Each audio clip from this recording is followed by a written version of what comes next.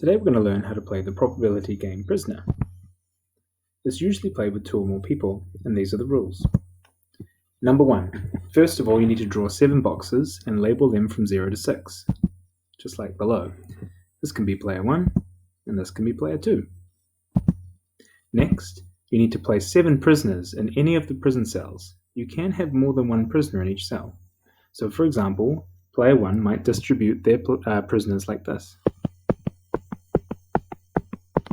whereas player 2 might try something different and distribute their prisoners like this.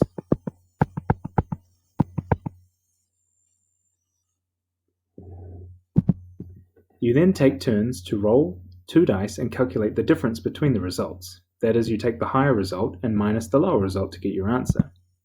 So for example, if we roll the dice 3 and 6, the difference between those 2 numbers is 3, because 6 minus 3 is 3. If anyone has any prisoners in the same cell number as the answer you got, in this case 3, you can release one of them. So player 1 can release this prisoner from cell 3, and player 2 can release one prisoner from cell 3. You just keep taking turns rolling the dice, and the first person to release all their prisoners is the winner. So let's just keep going. If I roll the dice again and get a 5 and a 2, that's also 3. 5 minus 2 is 3. Player 1 can't do anything because they don't have any prisoners in cell 3, but player 2 can release another prisoner. Roll the dice again, we've got 5 and 6. 6 minus 5 is 1. So in this case, player 2 can't do anything because they don't have a prisoner in cell 1, but player 1 can release their prisoner. Roll the dice again, 4 and 4. 4 minus 4 is 0. Player 2, no luck for them again, but player 1 can release one of their prisoners. This continues until all the prisoners are released and you find a winner. Do you remember our sample space table from the last video? It can help us strategize. This will allow us to see where we might want to put our prisoners to give us the best chances of winning.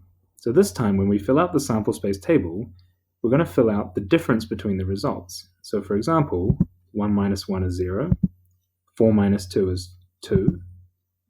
If I roll a 2 and a 4, well, 4 minus 2 is still 2.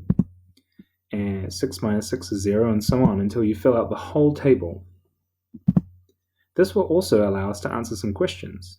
So, can I ever release a prisoner from cell 6? No, because 6 is not part of the sample space of this experiment. What is the probability when rolling 2 dice and taking the difference, I get a 1? Well, I have to look at all the possibilities where I can get a 1. And it turns out that there are 10 of them. And just like we saw in our last table, there are 36 possibilities, so the chance is 10 out of 36. What is the probability when rolling 2 dice and taking the difference, I get 5? Well, I look for all the 5s. There's only 2 of them in this case, so that's going to be 2 out of 36. Using this information, you can think about where you should put your prisoners to maximize your chances of winning. Have a go at playing it with a friend.